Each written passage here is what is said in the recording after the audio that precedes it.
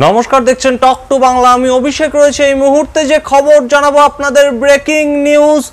আরজিকর যে ঘটনা, আরজিকরের যে ছাত্রী মৃত্যুর ঘটনা এবং নির্যাতনের পর ছাত্রীর মৃত্যু, এমনই কিন্তু অভিযোগ। এবং সেই ঘটনা কিন্তু আর কলকাতা পুলিশের হাতে থাকলো না। কলকাতা হাইকোর্ট কিন্তু সরাসরি সিবিআই এর নির্দেশ দিল এই আরজিকর মামলার ক্ষেত্রে, এবং যা কিন্তু এই মুহূর্তে অত্যন্ত তাৎপর্যপূর্ণ। গতকাল কিন্তু রাজ্যের মুখ্যমন্ত্রী অবশ্যই তিনি গিয়েছিলেন আরজিকরের যে ছাত্রী, নির্যাতিতা ছাত্রী, তার বাবা মায়ের সঙ্গে কথা বলতে, এবং সেই মৃতা ছাত্রীর বাবা মা তাদের সঙ্গে কিন্তু মুখ্যমন্ত্রী কথা বলে বেরিয়ে এসে তিনি কিন্তু সাংবাদিকদের মুখোমুখি হয়ে জানান যে এই আগামী রোববার পর্যন্ত কলকাতা পুলিশকে সময় দেওয়া হচ্ছে। তার মধ্যে যদি তারা সুরাহা করতে না পারে এই মামলার, তাহলে কিন্তু এই মামলা কোথাও গিয়ে সিবিআই কে হ্যান্ডওভার করে দেওয়া হবে। কিন্তু রোববার অবধিও সময় পাওয়া গেল না। তার আগেই যে মামলাগুলো উঠেছিল কলকাতা হাইকোর্টে, সেই মামলাতেই কিন্তু আজ মঙ্গলবার যে শুনানি দিল কলকাতা হাইকোর্ট, এই মুহূর্তে কিন্তু অত্যন্ত তাৎপর্যপূর্ণ। সরাসরি এই মামলা সংক্রান্ত সমস্ত কাগজপত্র, সমস্ত ডকুমেন্টস কিন্তু সিবিআই এর কাছে হ্যান্ডওভার করতে হবে আগামীকাল, অর্থাৎ 14ই আগস্ট 2024 সালের 14ই আগস্ট সকাল 10টার মধ্যে সিবিআই এর যারা অফিসার থাকবেন তাদের কাছে কিন্তু কলকাতা পুলিশের তরফে সমস্ত ডকুমেন্ট হ্যান্ডওভার করার নির্দেশ দিল কলকাতা হাইকোর্ট।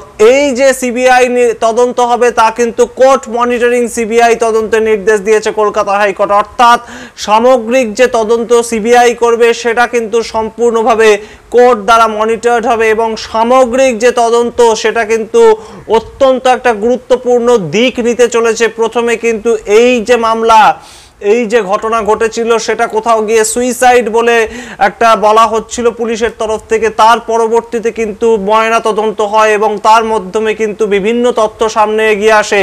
এবং আমরা অবশ্যই দেখেছি কলকাতা পুলিশের তরফে কিন্তু অত্যন্ত তৎপরতার সঙ্গে 24 ঘন্টা, অর্থাৎ ঘটনা ঘটার 24 ঘন্টার মধ্যেই সঞ্জয় রায় বলে এক ব্যক্তিকে ধরা হয়, এবং তিনি কিন্তু এখনো পর্যন্ত পুলিশি হেফাজতে আছেন। এবং সেই জায়গা থেকে পরবর্তীতে মুখ্যমন্ত্রী মমতা বন্দ্যোপাধ্যায় গৃহীতা ছাত্রীর বাড়িতে যান তার বাবা মায়ের সঙ্গে দেখা করতে, এবং তার পরবর্তীতে কিন্তু তার সঙ্গে ছিলেন সেখানে বিনীত গোয়েল, অর্থাৎ কলকাতা পুলিশ কমিশনার। এবং তার পরবর্তীতে আমরা দেখি যে ঘটনা, সন্দীপ ঘোষ তিনি কিন্তু সরাসরি এই যে আরজিকর মেডিকেল কলেজের অধ্যক্ষ পদ থেকে তিনি ইস্তফা দেন, এবং গতকাল বিকালে কিন্তু নাটকীয়ভাবে তিনি আরজিকর থেকে যেই ইস্তফা দেন, সেহেতু সেই জায়গা থেকে কিন্তু তার সরকারি চাকরির পদ থেকেও যে ইস্তফা সেটা গ্রহণ করা হয়নি সরকারের তরফ থেকে, এবং তাকে কিন্তু ট্রান্সফার করা হলো মেডিকেল কলেজ, ন্যাশনাল মেডিকেল কলেজে। এবং সেই ন্যাশনাল মেডিকেল কলেজে আজ যখন সকালবেলায় জাভেদ খানের মতন নেতারা এবং মন্ত্রীরা তারা যখন দেখা করতে গিয়েছিলেন ছাত্রছাত্রীদের সঙ্গে, তারা কিন্তু বিক্ষোভ দেখায় ন্যাশনাল মেডিকেল কলেজে সন্দীপ ঘোষকে অধ্যক্ষ হিসেবে আসতে দেওয়া হবে না। এই যে প্রতিবাদ, এই যে দাবি সাধারণ ন্যাশনাল মেডিকেল কলেজের ছাত্রছাত্রীরা জানায়, সেটা কিন্তু যেমন অত্যন্ত তাৎপর্যপূর্ণ ঘটনা ছিল, সেইখান থেকে কলকাতা হাইকোর্টের এই যে যুগান্তকারী রায় তা কিন্তু অবশ্যই তাৎপর্যপূর্ণ বলেই মনে করছে এই মুহূর্তে রাজনৈতিক মহল। তার কারণ কলকাতা পুলিশ যে কোথাও গিয়ে ব্যর্থ, কলকাতা পুলিশ যে কোথাও গিয়ে এই ঘটনার সঠিক তদন্ত করতে পারছে না, তেমনই কিন্তু একটা সম্ভাবনার কথা উঠে আসছে। এবং সেই জায়গা থেকে কিন্তু কলকাতা হাইকোর্ট সম্পূর্ণভাবে কলকাতা পুলিশের তরফ থেকে এই মামলা তুলে নিল, এবং এই মামলার সামগ্রিক দায়িত্ব কিন্তু বহাল করা হলো CBI, central bureau of investigation.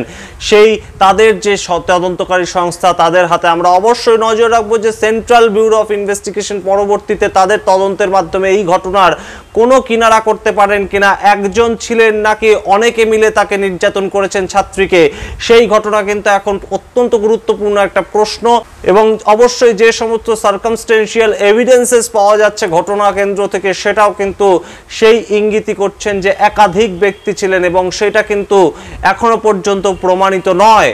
সেই জায়গাটা সিবিআই কোনো কিনারা করতে পারেন কিনা, এবং অবশ্যই সন্দীপ ঘোষ অধ্যক্ষের এগেনস্টে যে সমস্ত অভিযোগগুলো বিভিন্নভাবে উঠে আসছে এই ঘটনা ঘটার পর থেকে, সেটাও কতটা সত্যি, সন্দীপ ঘোষের নামে পরবর্তীতে কোনো রকম কোনো তদন্ত হয় কিনা, নাকি অন্য কোনো মাথায়ের পেছনে লুকিয়ে আছে, সমস্তটাই কিন্তু সিবিআই যদি বের করতে পারে, সেটা কিন্তু অবশ্যই রাজ্যবাসী এই মুহূর্তে চাইছে আরজিকর মেডিকেল কলেজের যে ছাত্রী নিগৃহীত এবং মৃত্যুর ঘটনা সংক্রান্ত।